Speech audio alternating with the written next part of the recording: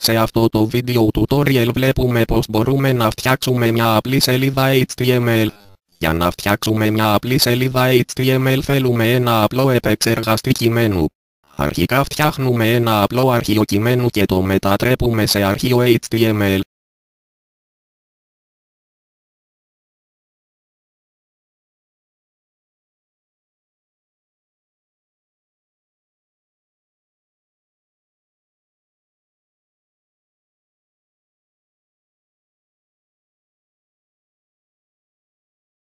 Σε αυτό το βίντεο tutorial βλέπουμε τις διαφορετικές επικεφαλίδες της HTML. Οι επιλογές αυτές είναι η H1, H2, H3, H4, H5, H6.